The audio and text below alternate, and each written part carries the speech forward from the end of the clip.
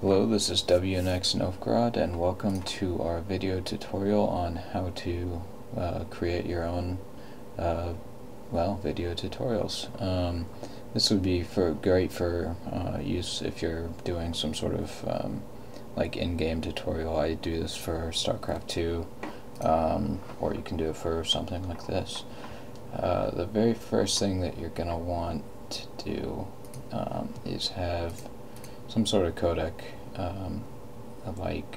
actually I use the DivX codec, DivX 6.9.2. It's just great and easy to use, reliable, and it just does a great job. So you can download that directly off their site. Basically you just run the installer and you choose to install that as well. So the second thing that you need is some sort of video recording software. This is Fraps. I've used Crossfire before. I believe you can, under video, I believe you can, record in-game. This is for those of you that aren't aware of what Crossfire is. It's an in-game overlay, and it's also, I don't know, it does a lot of different things, but we won't get into that. Fraps is great, it's easy to use, and it's best of all, it's free. So let's take a look here. It's pretty simple, as you can see. It's not over the top. You have general, FPS, movies, and screenshots. FPS is just basically your benchmarking and your overlay where you want this. As you may be able to see, I think, since I have it set to record Windows monitor area desktop. Basically what it does is it is recording my movements here. So you can probably see these little red numbers. That means it's recording. You can change where the overlay is. I'm not going to mess with that right now since I'm recording right now, but you can do that. You can set your video capture settings, so it'll lock in at 30 frames per second, 60, 50, whatever, or custom. You can choose full-size or half-size videos. Really, I didn't see a difference in the quality. The only nice thing is it does, I don't know, it must do some sort of partial compression, or maybe it records it a little bit differently. But I do half-size because I'm down to about 40 gigabytes, and these uncompressed videos are extraordinarily large.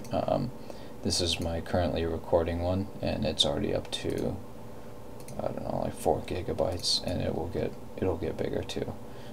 As you go, it gets ridiculously big, just because of, it's uncompressed and it's really high quality. This is your basic this is Windows 7 sound. So basically what it is any sound that's coming from your computer, be it a game or music or whatever, you'll hear those sounds if you have this box checked. And I do like that because it's nice to have the ambient. You can hear me clicking right now, that sort of thing. It's kind of nice to have some sort of ambient noise, where you just not listen to someone talking. You actually hear them doing stuff. Which is always, to me, it's always kind of important. Right here is the more important part, actually, is the ability to, record my voice. And that's what this does, record external output. And I've got a microphone USB audio device.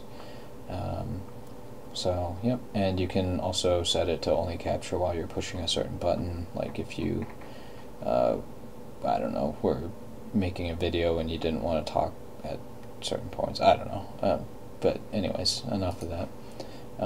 One thing is just make sure you realize that the default folder that these are in is your hard drive letter, and then Fraps movies, and you can just click view if you want to view them, and it'll bring it up, or you can just find them manually. Okay, so you've recorded your video using Fraps, and now you have this ridiculously large file that's now and now you need to edit it down because you made some mistakes, and you need to compress it so that you can get it on, I don't know, a hosting site like YouTube, or I don't know, Mega Video or something like that. I don't know. Basically what you do is I use a video compression and editing tool, and the one that I chose was VirtualDub. There are a lot of them out there, and there's a lot of really great ones, but VirtualDub is free, it's reliable, and it's really simple, not over the top, as you can see. And I like that. That's what I look for. So it's all about personal preference. So these two clips are clips that I recorded earlier today. They're 7 seconds long each, and we're just going to assume this was what I wanted to record for, let's say I was doing a tutorial on StarCraft 2. So I, drag and drop, or you can open video file, and you can play it, and you can hear all the noise and all that stuff. Let's say at frame 97 I said something wrong, or I had to load or something like that, like I screwed up and died. And let's say I had to, my load was 5 minute back, let's say it was like, actually we'll do 2 seconds back, so I have to cut out 2 seconds worth. Pretty easy. You can use hotkeys if you'd like. So I just cut that out, and it's gone now. And you can always, obviously you can always undo cut, that sort of thing. Now, the only thing is, if you're using Fraps and some other video settings, not video setting, video recording devices, they will create a second file once the first one gets too large or too long. And so let's say this was the second part, so this is part 1, part 2. What you'd want to do then is append your segment, AVI segment, and I'm going to append that. So now what I have is this first video, this is part 1, let's say, and then some random Diablo 3 stuff that's going on here. Let's say that's my second part. Basically I just appended it, and if I needed to edit anything out, that's great. And okay, so that's my finished product. Everything's edited and all set to be compressed. So what you want to do is you want to click on compression, click on DivX 9 or whatever the version is, sorry, codec, 2 logical CPUs is what I have, and I do configure. I do the 1080 HD profile. You can adjust this according to your own needs and whatever. You can adjust this little sliding. This is already configured. It'll kind of, it's automatic, but you can change your quality a little bit. And I do 1-pass quality based. There's a couple different ones, but I'm not going to get into that either. This number right here, the lower the number is, the higher the quality your video, but it also makes your videos larger in the compression. I've been using 1 for YouTube videos because I don't have to worry about that 15-minute upload thing, and most people don't, because you just have to verify your account with them, and it takes about 5 seconds. They send you an email and all that, and you can post videos of up to like 8 hours on there. But let's say you didn't, and you wanted a smaller video with lower quality, you could do like 10. That'd still be acceptable. But 1 is great, so I'm just going to cancel that just so I don't save anything.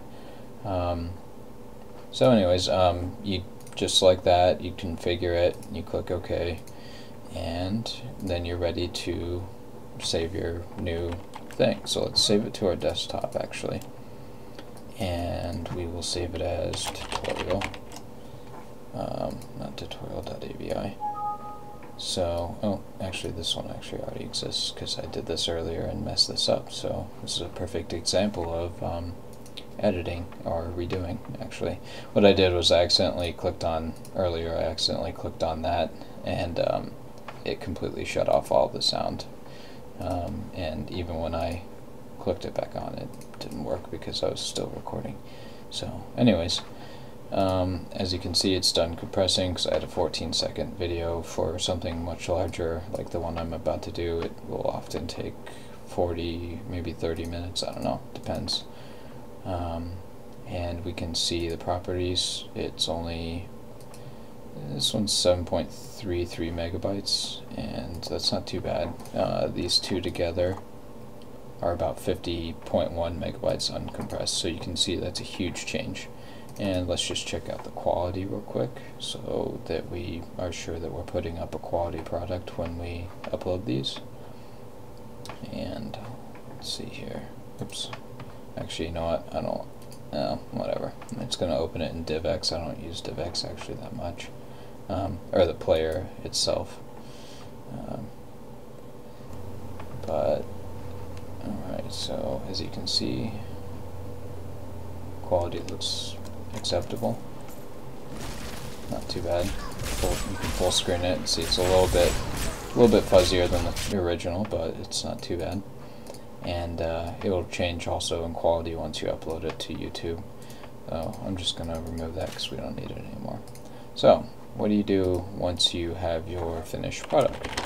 Well, you go to a hosting site, wherever it may be, and I use YouTube. You can use whatever you want, and you just upload. And it's pretty straightforward. Select your files from your computer, stuff like that. So pretty fun stuff. Anyways, that's pretty much all there is to this. I mean, again, you can use, just a quick recap, you can, you need your video codecs, and you need some sort of video capturing software. Fraps is great. There's some other ones out there. I can't remember off the top of my head. There's a lot of other ones actually that are great. This is free. VirtualDub, another, you need some sort of video compression and editing software, and this is another great free example. There's quite a few others, so you can do whatever you want, but you guys get the general idea, and it's going to be pretty similar with most other video recording and editing software. So anyways, I hope this helped, and I'll see you guys for my next video.